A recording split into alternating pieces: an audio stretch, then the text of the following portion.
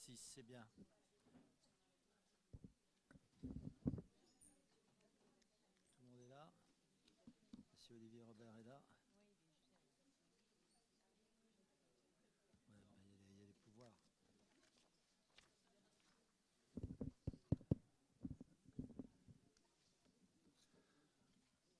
Bien. Ça va là? Bien, bonsoir à toutes et à tous. Il fait frais, mais ça va nous réchauffer d'être ensemble.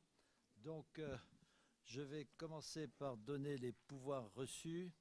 Il y a Laure Méry-Bossard a donné le pouvoir à Aline Billet et Céline Brisson à Claudette Dos Santos.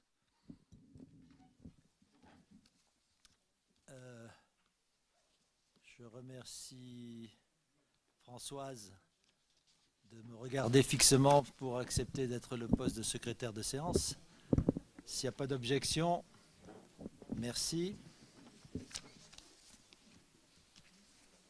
Vous avez donc l'ordre du jour à portée de main.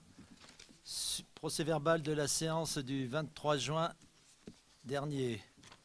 Quelles sont les questions? Pas de questions. Qui est contre? Qui s'abstient? Je vous remercie. Vous pouvez passer. Émilie, tu as changé de côté. Donc je passe la parole à Émilie pour la décision modificative numéro 2. Ça marche. Donc on va procéder à l'examen de la décision modificative numéro 2 qui a pour objet d'ajuster les prévisions qui étaient inscrites au budget primitif qu'on a déjà voté. L'objet, c'est d'adapter les postes qui ont été sous-estimés ou surestimés lors du budget.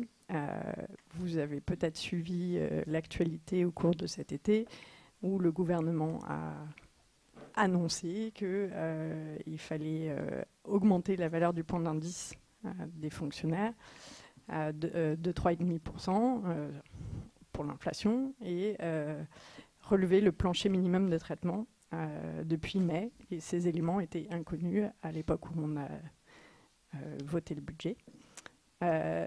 Donc on vous propose ce soir d'apporter des crédits supplémentaires à hauteur de 56 000 euros, ce qui correspond à une augmentation d'à peu près 4% de la moitié de la masse salariale, c'est-à-dire sur la deuxième moitié de l'année. Et en contrepartie, puisque ça doit être une opération qui s'équilibre, d'inscrire une recette supplémentaire au chapitre 77, puisque nous avons reçu de la commune de Maisons-Laffitte la somme de 200 000 euros pour la vente de notre part du bâtiment qui accueille l'espace jeunesse. Et donc, on peut équilibrer avec cette recette exceptionnelle la charge supplémentaire de personnel imprévue à l'époque du budget. Est-ce qu'il y a des questions? S'il n'y a pas de questions, je mets aux voix qui est contre, qui s'abstient. Merci.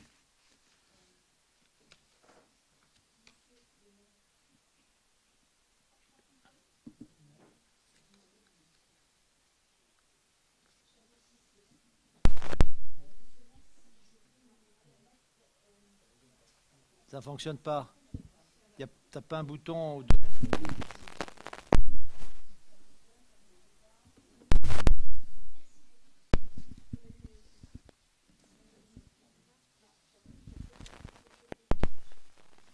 Ça a l'air de marcher, non? C'est bien parce que celui-là, il y a la batterie qui est correcte.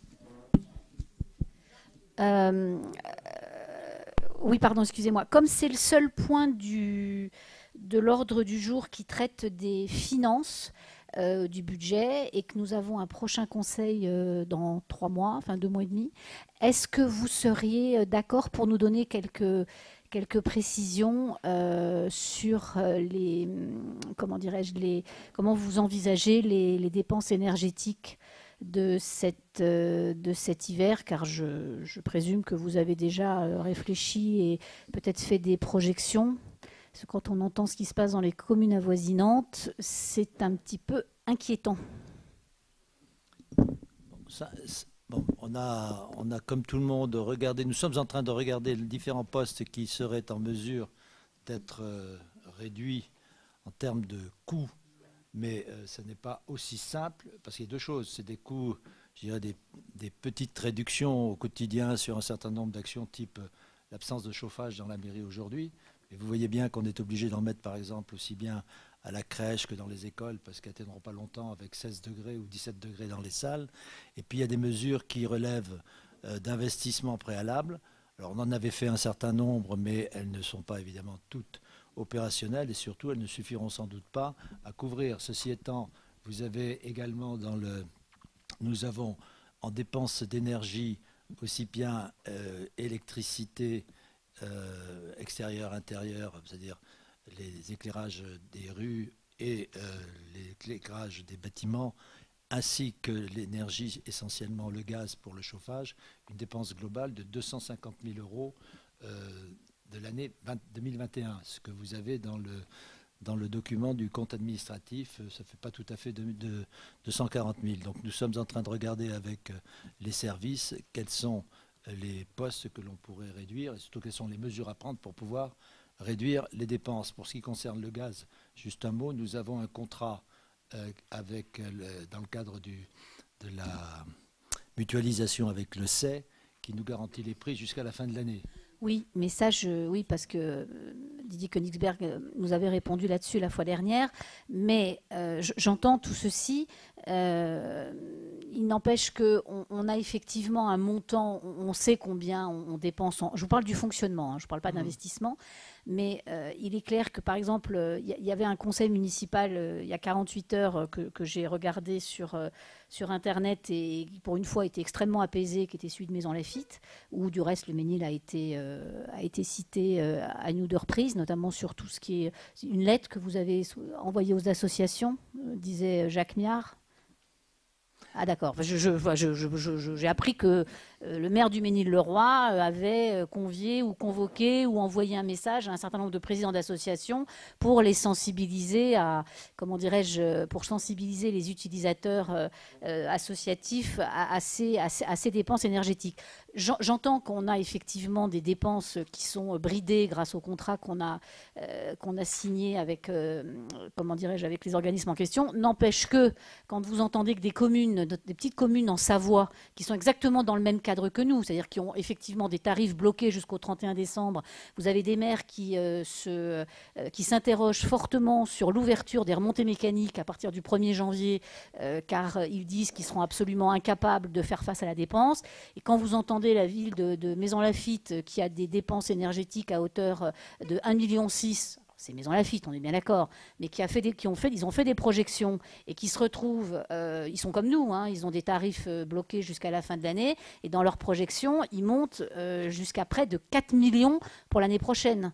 Ça donne quand même un peu le tournis, et je ne vois pas, si vous voulez, en quoi nous, on échapperait à cette hausse, puisque déjà à tous, à titre personnel, je pense qu'on va la ressentir. Alors, on met des pulls, des anoraks, ça, chacun fait comme il veut. Mais dans des équipements publics, c'est vrai que ma question, en fait, est-ce que vous avez au moins fait une projection ? À ce jour, on n'a pas fait de projection chiffrée. On est en train de regarder, effectivement, je dirais, dépense par dépense, dans la dépense fonctionnement, là où on pourrait réduire. Je vais simplement corriger deux choses. Je ne sais pas ce qu'a dit Jacques Miard. Ce que j'ai évoqué concernant les associations, j'ai deux choses. Une, ce sont les associations de Maison Lafitte qui utilisent des locaux au Ménil, à qui j'ai dit on ne pourra pas continuer à prêter à titre gratuit, même si vous avez des adhérents qui sont ménilois comme Mansonia, les locaux, puisque nous-mêmes, nous avons besoin de faire des économies. Donc ça ne concernait pas directement les associations méniloises en l'état. Il est prévu de faire un courrier, effectivement, à l'ensemble des associations méniloises pour leur dire que la lumière éteinte, enfin allumée tardivement, etc. On va réglementer l'éclairage et la durée de l'éclairage, en tout cas. Et ça, c'est le premier point. D'autre part, vous avez cité 1,6 million. Nous sommes 4 fois plus petits que Maison Lafitte. Nous faisons 250, on a un ratio, on n'a pas de piscine, on n'a pas d'équipement je comme suis, eux. non, mais là, Donc, je suis complètement d'accord avec vous donc, là-dessus. Mais à un moment donné, ça absolument. sera, quand on voit à Maison Lafitte que c'est multiplié par 4, de toute façon, Jacques Miard a dit que la piscine, c'était 400 000 euros. À un moment donné, moi, il a dit la piscine, je la ferme. Mais il ne sera pas tout seul. En plus de ça, visiblement, entre les maires de l'agglo qui ont une piscine, vu les coûts. Enfin, moi, je suis bien placée pour parler de Versailles. De Mazières, lui, il a aucun état d'âme. Hein. Il va fermer ses piscines, point barre. Parce qu'à un moment donné, ce qui n'est pas notre cas, mais forcément, on utilise l'énergie, ça va forcément augmenter. On n'a pas chiffré poste par poste. D'accord. Je vous dis simplement qu'on a mis en chantier les économies susceptibles de se faire sur l'ensemble des différents postes de fonctionnement, et notamment les équipements sportifs, c'est-à-dire les gymnases, etc. Les stades, pour réduire les coûts de l'énergie. Je signale aussi que sur l'éclairage public, on est en LED, et on s'est posé d'ailleurs les questions à propos des éclairages de Noël, par exemple. Mais comme tout est en LED, c'est pas ça qui va modifier sensiblement la facture. Oui, mais il y a certaines communes qui expliquent justement pour les éclairages de Noël que c'est pas tellement l'éclairage en lui-même, tout en LED soit-il, voilà exactement, qui coûte de l'argent, c'est le fait de louer des nacelles pour effectivement fixer les 10 éclairages. Je suis tout à fait d'accord, on connaît les chiffres, c'est pas effectivement l'éclairage en lui-même. Donc on verra, mais on sait très bien que c'est le montage et le démontage qui coûte le plus cher. Bref, si vous voulez, on en reparlera, on n'a pas besoin d'attendre, il y aura des commissions des finances d'ici là pour expliquer, expliciter et voir les économies susceptibles d'être faites. Voilà. Bien. Donc le sujet est loin d'être clos, puisque effectivement, d'autre part, il est clair qu'il y a une spéculation sur tous les coûts d'énergie sur d'autres métiers qui en profitent. J'espère que les choses évolueront dans le temps. Ensuite, la subvention ballon bleu. Ensuite, vous avez la modification du règlement intérieur du conseil municipal. Bon, vous savez qu'il y a les lois. La loi a été modifiée par ordonnance d'ailleurs, et décret de la loi de 2020 ou l'ordonnance de 2020 et le décret du 7 octobre 2021. Donc on a repris ici les modifications qui sont intervenues dans le chapitre chapitre 5. Alors c'est les modifications, en fait, c'est la réécriture des articles concernés et qui portent essentiellement sur le procès-verbal et qui doit comporter le résumé de toutes les interventions qui ont été faites et non pas de reporter intégralement les déclarations, sinon il faudrait un certain nombre de pages. La loi prévoit qu'il y a possibilité de résumer, mais de citer toutes les personnes qui sont intervenues. Je suppose que vous l'avez lu. Est-ce qu'il y a des questions? C'est ni plus ni moins que le texte de la loi. S'il n'y a pas de questions, je mets aux voix qui est contre, qui s'abstient. Merci.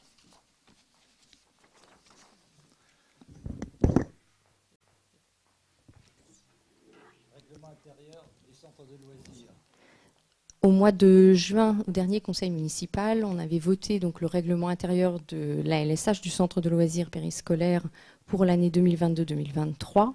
Donc là, il est proposé des modifications. En fait, il s'agit juste de mettre noir sur blanc dans le règlement intérieur le mode de fonctionnement qui était déjà en vigueur concernant les réservations et d'ajouter également un point du fait du changement de portail famille pendant l'été. Et donc maintenant, il y a un point supplémentaire. Voilà, donc pas de modification majeure, c'est plus des clarifications en termes de mode de réservation et donc le changement concernant le règlement intérieur.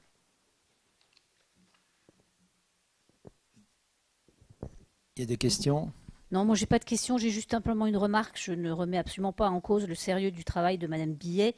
C'est pas ça du tout. Je suis quand même un peu étonnée, Monsieur le maire, je vous avouerai franchement, qu'on demande au conseil municipal de se prononcer sur des modifications d'ordre fonctionnel, Franchement, moi, je ne sais pas si le délai de réservation, de réserver ou d'annuler avant le mardi minuit de la semaine précédant le besoin pour les études, les délais de réservation sur la restauration scolaire et les absences non justifiées de l'accueil de loisirs, tout ça, c'est du fonctionnement. Je pense qu'on a des services qui sont plus à même de juger si effectivement ces modifications à la marge, encore une fois, sur le règlement intérieur sont importantes ou non.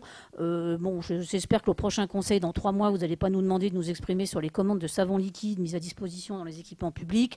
Bon, à un moment donné, bon, je sais qu'il n'y a pas grand-chose dans ce conseil municipal, mais je ne vois pas, franchement, moi, je ne vois pas pourquoi je n'ai absolument aucun avis. Je fais confiance à Madame Billet et au service. Voilà, on a, comment dirais-je, voté un règlement intérieur il y a quelques mois, qu'il y ait des, comment dirais-je, avec la mise en place de ce nouveau portail, qui est effectivement des modifications à la marge, c'est parfaitement normal et naturel. Je ne vois pas ce que le conseil municipal a à voir dans l'affaire. C'est à titre très personnel.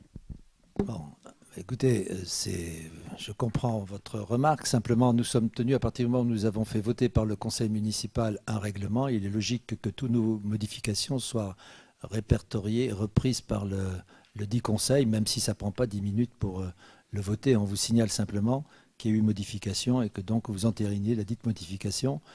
Sinon, on pourrait toujours nous opposer que ça n'avait pas été vu par le conseil. Bien. Ensuite, qui est contre? Qui s'abstient? Merci.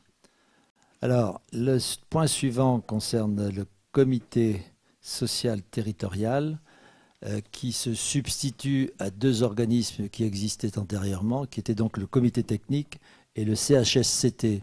Je rappelle que les personnels qui représentent l'ensemble du personnel, les élus du personnel qui sont membres de ce comité sont présentés par les organisations syndicales reconnues. En l'occurrence, donc on fusionne les 2 organismes. Vous avez dans la délibération qui vous est dans la note explicative les compétences de ce comité social territorial. Nous avons d'autre part souhaité au Ménil que le comité regroupe le personnel de la crèche, enfin du CCAS, et le personnel communal, car la crèche, il y a 17 personnes. Vous avez exactement l'ensemble des effectifs qui est repris en bas. Commune, 59 agents, dont 35 hommes et 24 femmes. Et CCAS, 17 agents, dont 17 femmes. Ça permet d'avoir au CCAS un comité technique représenté. Je ne sais pas si vous avez des questions. Donc les élections ont lieu au mois de décembre. La durée du mandat est de 4 ans.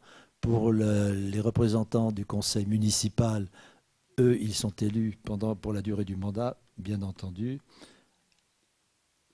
Pardon ? Oui, les représentants effectivement, les représentants des élus sont désignés par le maire.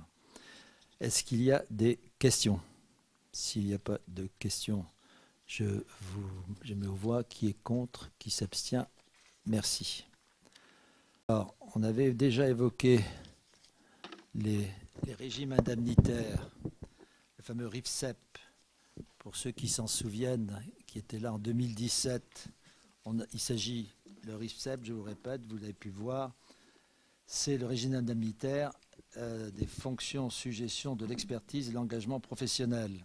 On vous dit que c'est composé de il y a 2 parts. D'une part, l'indemnité de fonction, l'IFSE, et d'autre part, le complément indemnitaire annuel, le CIA. Nous avons, pour chaque fonction, un régime différent. Il s'agit, comme nous créons un poste qui n'existait pas jusqu'alors dans la commune, qui est le poste d'ingénieur territorial, il nous faut reprendre l'ensemble de ce RIFSEP pour intégrer le dit ingénieur. Donc tout le reste n'est pas changé. Est-ce qu'il y a des questions? S'il n'y a pas de questions, je mets aux voix qui est contre, qui s'abstient. Je vous remercie. Alors, les indemnités, le régime indemnitaire de la police n'est pas intégré dans le RIFSEP qu'on vient de voir. Il y a là les différentes indemnités que touche le personnel policier, indemnité de l'IAT, que nous avions, mais qui relève maintenant d'une délibération qui a plus de 2004, ça fait 18 ans, et l'indemnité spéciale mensuelle de fonctionnement, des fonctions, ISF, et ensuite l'IHSTS. Donc on met à jour simplement les pourcentages. Les 10 pourcentages, c'est 22% jusqu'à l'indice 380. Et ensuite, pour les cas d'emploi des agents de police municipale, 20% maximum du traitement soumis à retenue pour pension. Donc nous avons la reprise derrière dans le tableau de la page 2 du document qui est entre vos mains. Vous aviez, en fonction des grades, en fait nous n'avons au Ménil que des agents de police municipale, donc gardien, brigadier, brigadier-chef, principal, chef de police. Et donc le taux maximum individuel est de 20% du traitement indiciaire soumis à retenue pour pension. Mais on a intégré évidemment le chef de police municipal qui dépend non seulement du grade de la personne, mais également du nombre de policiers. Est-ce qu'il y a des questions? Notre nouveau chef de la police municipale, il a quel grade? Il est brigadier chef principal, mais il est toujours agent de police municipale. Ok. Ça correspond à les catégories A, B, C, D. Enfin là, on est dans la catégorie C. Des questions? D'autres questions? Pas de questions. Qui est contre? Qui s'abstient? Je vous remercie. Alors ensuite, vous avez le rapport de la Commission communale d'accessibilité aux personnes handicapées que nous sommes tenus de faire tous les ans. Et donc, simplement, je ne vais pas vous le lire. Hein. S'il y a des questions, il a été présenté à la commission d'accessibilité dont vous avez la composition à la page 2 de ce rapport.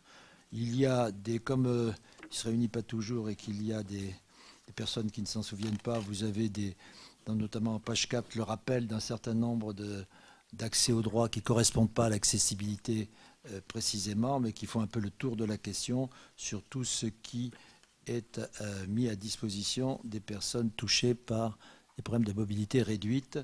Vous avez également, je vous signale, ce qui a été réalisé pendant la semaine de sensibilisation au handicap qui a eu lieu l'année dernière en novembre et qui sera renouvelée cette année, sous des formes peut-être différentes, mais qui ont été reprises pour montrer que la ville a une attention particulière et nous avons à établir un document pour faire valider par la préfecture la réalisation effective de ce que nous avions prévu et que nous devons faire au titre du respect de la loi qui est du 11 février 2005. Des questions? Bon, je prends acte, hein, il ne s'agit pas de voter, donc on prend acte du dit rapport. Ensuite, vous avez les décisions qui ont été prises pendant l'intercession, si j'ose dire, depuis le dernier conseil municipal, que vous avez dans la note de synthèse. Alors, il y en a eu un certain nombre, ce qui prouve d'ailleurs que la mairie continue à tourner l'été. Est-ce que vous avez des questions sur l'une des questions? Est-ce que je peux, étant donné que ce conseil est très rapide, ouais, c'est même inquiétant, hein. Ouais. Tout à fait entre nous, mais enfin bon. Est-ce que vous pourriez au moins avoir la gentillesse peut-être de les résumer ou d'apporter un petit commentaire sur chacune? Bah, écoutez, la première, pour être très simple, je vais essayer d'être rapide, mais la première, il s'agit du recours ponctuel à un employé du CIG, car vous savez que nous sommes relativement démunis en matière de compétences spécialisée en urbanisme. Il y a une personne, mais elle est arrivée récemment et donc il faut qu'elle apprenne son métier. Et des dossiers étant de plus en plus compliqués, on fait appel à un cadre supérieur du CIG qui vient périodiquement. Il était là hier d'ailleurs, parce que nous avons des dossiers délicats. Bon, je vous passe la décision numéro 2 qui concerne les seringues qui sont à la maison de santé. Là, le contrat pour l'aménagement du passage Saint-Vincent, vous savez qu'il est prévu de remettre un peu ce passage dans un état correct après la réfection de la restauration de l'église. Ensuite, vous avez, bon, ça c'est le centre de loisirs qui a recours à un prestataire extérieur pour le Mata Chine. Bon, le renouvellement du mandat que l'on a avec l'avocat de droit public qui nous aide très régulièrement. Et Dieu sait si on en a besoin dans les différents dossiers, qu'il s'agisse du litige qu'on a avec la crèche ou avec dans d'autres circonstances. Bon, l'attribution des missions complètes de maîtrise d'œuvre pour l'école Jean Jaurès. Vous en avez plusieurs. Vous aurez remarqué d'ailleurs que l'avenant numéro 1 porte un numéro de décision qui est différent de l'avenant numéro 2 qui est postérieur, alors que la décision a été prise le même jour. Ensuite. Excusez-moi, sur Jaurès, il est écrit que cet avenant a pour objet d'augmenter le montant estimatif des travaux après validation de l'avant-projet détaillé. L'estimation provisionnelle des travaux est de 1 145 000 hors taxes. Et cette augmentation... 1 400 000. Oui, 1 145 000. L'augmentation, elle est de combien par rapport à ce qui avait été estimé il y a quelques mois? Tu as les chiffres On n'a pas les chiffres, d'accord. Bon, bah tant pis. Hein. Non, on n'a pas le chiffre exact en tête, c'est pour ça. Mais les dossiers sont consultables. Hein. Oui. Et on vous les donnera si vous le souhaitez.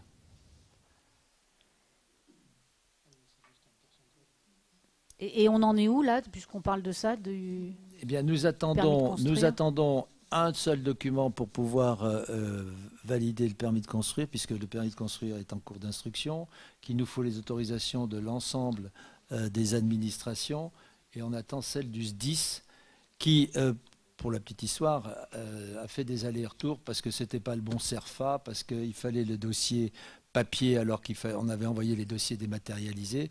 Donc il y a eu un certain nombre d'échanges et qu'on tombe sur une période entre juillet et août où les personnes concernées n'ont pas forcément répondu du jour au lendemain pour constater qu'il fallait une pièce complémentaire. C'est bien ça, Didier? Voilà. Bien, je continue.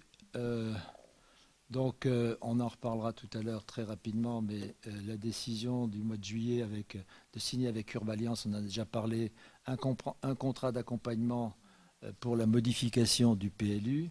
Donc on aura l'occasion d'en reparler puisque vous serez appelé dans le cadre des commissions à apporter votre contribution.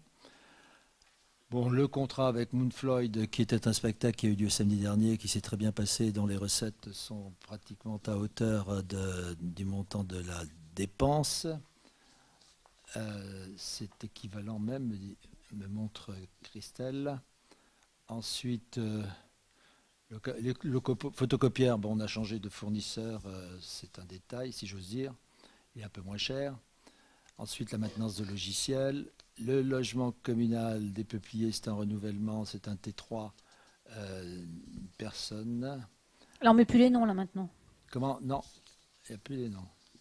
Comme ça, au moins, c'est pratique. C'est facile à vérifier, mais on ne met pas les noms sur on les mettait avant. On ne les met plus maintenant? Non. Ah d'accord, pourquoi pas. Attribuer ensuite le contrôle des installations sportives.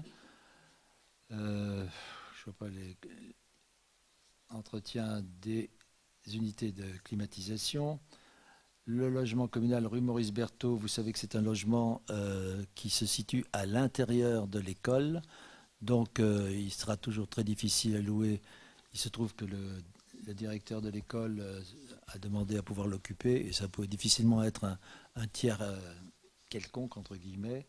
Donc il l'a pris au tarif normal qu'avait son prédécesseur augmenté de l'indice de cette année, à ceci près qu'on a fait une minoration parce qu'il a accepté de sortir les poubelles pendant la période scolaire. Auparavant, ça nous obligeait à faire venir. On ne trouve plus de gardiens qui se déplacent uniquement pour une demi-heure pour aller sortir les poubelles, puis revenir après le passage de la benne pour réentrer les poubelles en question.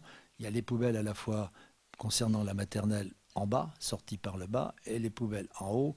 Alors bien sûr, pendant les vacances scolaires, le problème est différent puisqu'il n'y a plus que celles qui concernent les enseignants, enfin les deux occupants de la maternelle et de l'école élémentaire.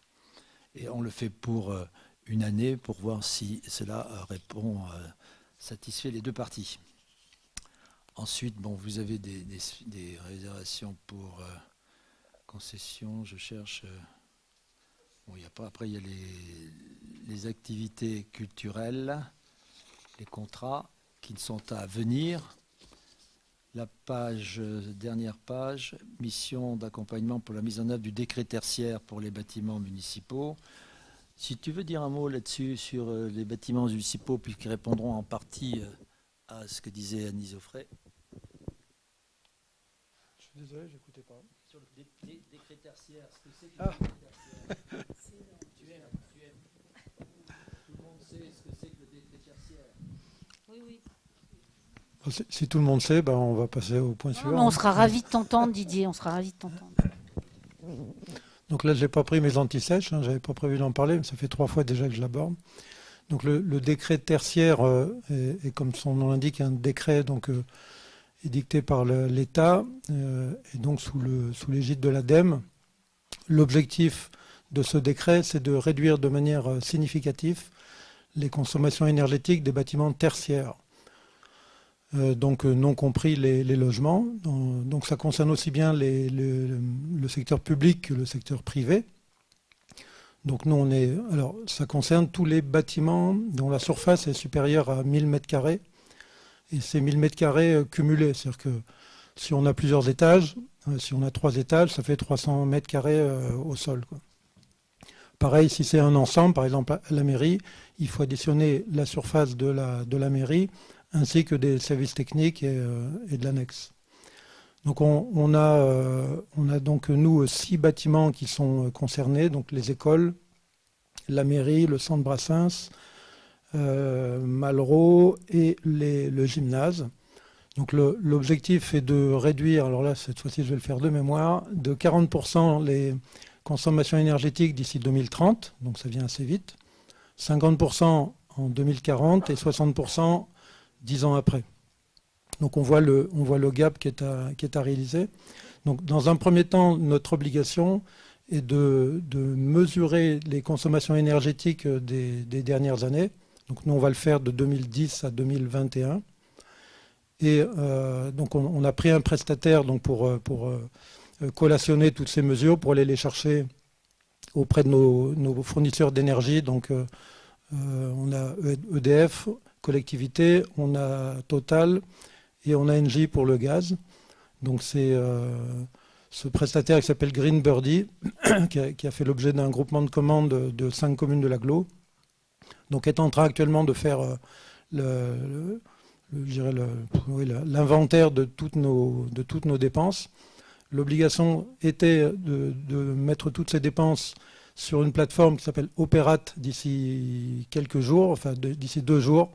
Et comme à chaque fois, évidemment, l'État a repoussé à la fin de l'année. Donc je pense que nous, ça sera dans le courant octobre. On aura donc toutes nos dépenses énergétiques sur 10 ans pour ces 6 ensembles de bâtiments qui seront identifiés. Et ensuite, on devra chaque année mesurer à nouveau les consommations énergétiques de l'année précédente, sachant qu'en 2030, donc comme je vous disais, on devra avoir baissé nos consommations de 40%. Donc Green Birdie, dans un premier temps, a comme mission de collationner et de tout inscrire sur Opérate. Et ensuite, c'est un contrat à tiroir qui a été passé par la ville de Saint-Germain-en-Laye au nom des 5 communes adhérentes au groupement. Et ensuite, on a donc un bordereau de prix unitaire qui nous permettra de nous faire accompagner par Green Birdie, sans qu'il y ait d'obligation. On peut très bien passer par d'autres prestataires pour faire ensuite des audits énergétiques bâtiment par bâtiment et évidemment nous donner des conseils après avoir fait des calculs, après avoir fait des diagnostics de performance. Donc nous faire des estimations sur des travaux à réaliser pour atteindre nos obligations dans les années qui viennent. Voilà. Et au fin du fin, il y a quand on va de plus en plus finement dans le détail, ils peuvent nous accompagner dans un plan de management de la gestion des dépenses énergétiques sur l'ensemble de nos bâtiments. Bien, donc là, nous sommes à la première phase qui est en cours d'achèvement et ensuite on aura à agir. Alors vous savez qu'on a voté des budgets, une ligne budgétaire pour l'isolation du bâtiment des logements de la rue Jean Jaurès qui appartiennent à la commune, isolation qui est terminée en voie de terminaison de finition pour la partie du tour du bâtiment et il reste la toiture à faire. Voilà, ensuite donc vous avez le remboursement, c'est classique, de la convention avec le CIG Grande Couronne pour les expertises médicales, tarif. L'hébergement du système signé avec le CIG, là aussi, pour l'hébergement du système d'information des ressources humaines. Avec Orange, l'enfouissement des réseaux Orange, rue du Général Leclerc, rue Carnot et rue de la Marne, de façon à pouvoir ensuite rénover la chaussée. En fait, c'est l'enfouissement des réseaux qui se poursuit. Et enfin, de signer avec donc le foyer ukrainien qui occupait un bâtiment communal, un logement communal, la famille de 6 personnes qui n'arrive pas à trouver sur le marché privé de quoi loger 6 personnes à un tarif qui soit compatible avec les indemnités qu'il reçoit. Donc on a prorogé pendant la trêve hivernale, comme l'a fait d'ailleurs la préfecture pour d'autres, jusqu'à fin avril, mais à un tarif qui correspond exactement à ce que payait l'occupante précédente qui était employée communale, avec les corrections indiciaires. Et comme les fluides sont au nom de la ville, je parle électricité, gaz, etc., on a fait une enveloppe approximative de 150 €. Ça a été accepté.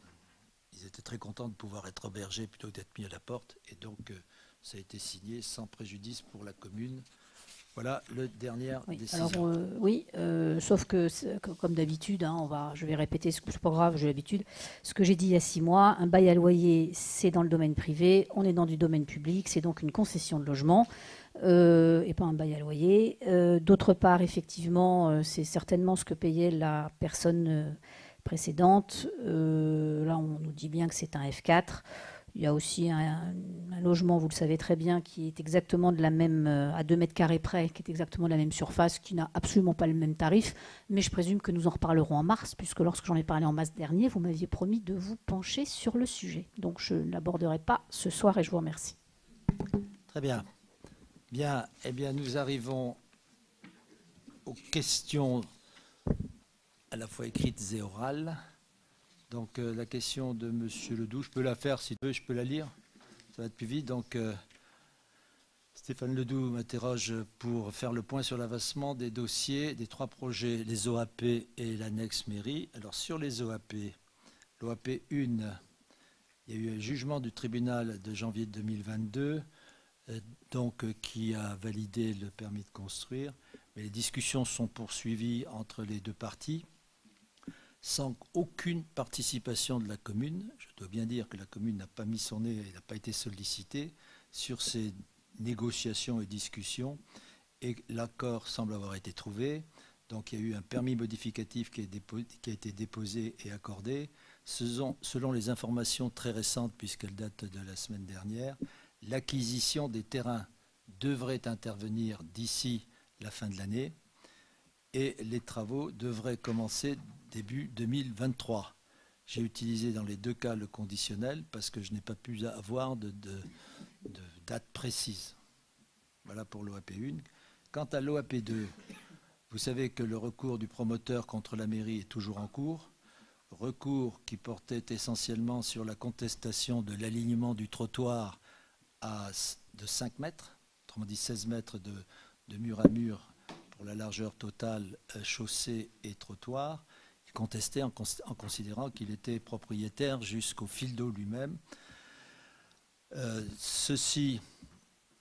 L'alignement était pourtant intégré au PLU, sauf qu'il se trouve que nous n'avions pas la pièce justificative, car cette rue appartient au domaine départemental et que c'était au département de prouver qu'on n'a pas le document en main, en notre possession, parce qu'il est perdu au département, clairement, puisque l'alignement date des années, je ne sais pas, 60 ou avant. Le promoteur est revenu vers nous avec une nouvelle proposition intégrant l'alignement en question et modifiant partiellement les façades de bâtiments. Pour l'instant, le permis modificatif n'a pas encore été déposé, puis l'instance que j'évoquais en début est toujours ouverte auprès du tribunal de Versailles. Pour l'annexe mairie, donc vous aviez évoqué le sujet au conseil municipal du 23 juin, après avoir lu notamment le contrat de maîtrise d'œuvre qui a été signé le 6 mai 2022. Depuis, l'étude de sol a été réalisée par Unisol les 7 et 8 juillet. Le diagnostic plomb et amiante a été réalisé par le Calic-Consult le 26 août. Le contrat de CSPS a été attribué à Calic-Consult début septembre. Le contrôle technique a été attribué à Veritas début de septembre. Et comme vous le savez, la subvention départementale a été notifiée de 202 000 €. Et celle de la région est toujours en attente, qui devrait être de l'ordre de 200 équivalente à celle du département. Et donc, quand on aura les résultats des différents diagnostics, le permis sera bouclé et déposé. Vous ne nous aviez pas dit sous le mandat précédent que lorsque le département donnait une subvention, la région ne donnait pas, et vice-versa, si la région donnait, c'était le département qui donnait plus. Ça a été apparemment, écoutez, il y a deux contrats, un contrat départemental et un contrat régional qui se cumulent, qui sont susceptibles de se cumuler. Okay. On est sur des contrats départementaux. Question d'Anne Isofray, vous la lisez? Je voulais juste vous proposer que la chose suivante, c'était qu'effectivement on constate une dégradation de notre patrimoine arboré qui s'effectue certes de façon par petites touches, mais de façon constante, notamment avec les nouvelles constructions. Et on voulait vous proposer dans un cadre constructif et consensuel, de travailler peut-être ensemble avec quelques-uns de vos élus, s'ils étaient d'accord, et si vous l'étiez, vous, bien évidemment, à la formalisation de règles nécessaires pour préserver, gérer, développer et enrichir notre patrimoine naturel à travers l'élaboration d'une charte de l'arbre. Moi, ça me donne un peu l'occasion de faire un tout petit point sur ces points-là. Le patrimoine arboré de la ville, il y a deux choses. Il y a le patrimoine public et le patrimoine privé. Dans le patrimoine public, la commune, à ma connaissance, n'a jamais, depuis que je suis en place, arraché volontairement des arbres. Par contre, on constate, comme partout, que la sécheresse a sérieusement sévi depuis plusieurs années, et que certains arbres sont mis à mal, soit les jeunes qui sont morts avant d'avoir atteint l'âge de raison, si j'ose dire, et puis de plus en plus d'arbres vieillissants qui sont tombés notamment dans la parcelle Hachette. Je vous rappelle, la parcelle Hachette, c'est celle qui allait le nôtre, dans la prairie notamment dans les parcs où sont les moutons, dans la forêt du Ménil également, enfin j'appelle forêt ce qui est qualifié de forêt du Ménil, les 5 hectares que nous avons en limite de la rue du Général Leclerc. Je n'oublie pas non plus la parcelle d'arbres fruitiers qui ont été arrachés, qui n'étaient à l'époque dans le domaine privé, chemin du Clos de la Salle, et qu'on a bien l'intention de replanter rapidement.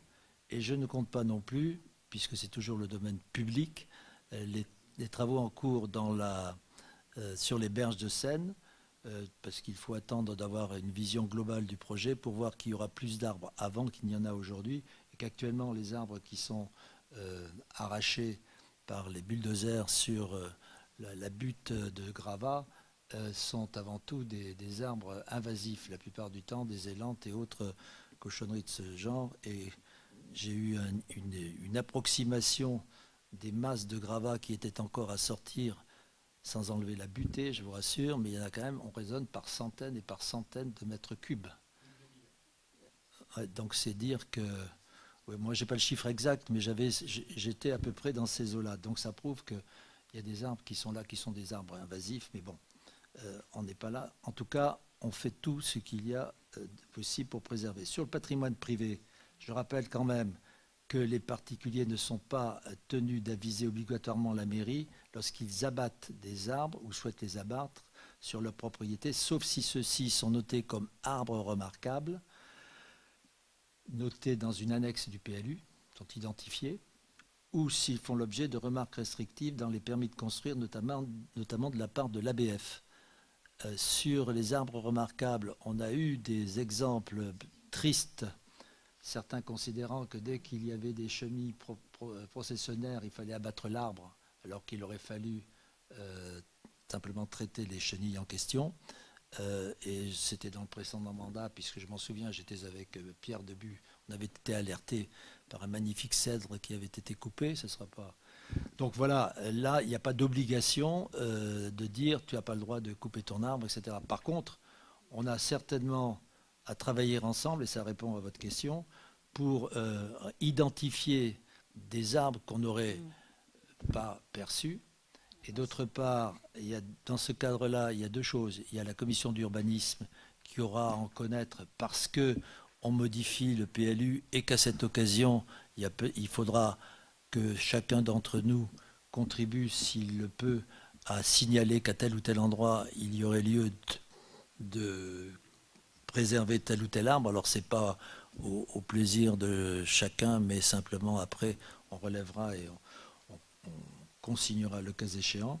Et il y a quand même la commission de développement durable et de cadre de vie qui, là aussi, pourra en débattre. Donc, je pense que dans le cadre de ces deux commissions, il y a tout loisir, puisque l'opposition y a sa place, et en dehors de toute considération d'opposition de majorité, on peut travailler effectivement comme on le fait sur d'autres sujets, et je pense en particulier sur la sécurité. Donc pour moi, il n'y a pas d'opposition à une majorité en la matière. Donc en gros, c'est non. Non, j'ai pas dit non. Non, non, mais moi je vous parlais de ma charte de l'arbre. Ah oui, non, mais attends. Non, mais j'ai bien compris ce que vous m'avez dit. Non, mais je ne doute pas que vous ayez compris. Simplement, si dans le cadre de la commission cadre de vie, il y a la possibilité d'élaborer une charte, après ça passera par le conseil municipal, mais c'est un des lieux où ce genre de charte peut être élaborée, parce que c'est ça une de ses vocations. Elle s'est réunie quoi, 2 fois en 2 ans et demi? Elle aura l'occasion de se réunir prochainement, notamment sur d'autres sujets, et notamment pour contribuer aux modifications du PLU. Bien, est-ce qu'il y a d'autres remarques sur ce thème? Passons ce sont des questions. Eh bien, je vous remercie et je lève la séance.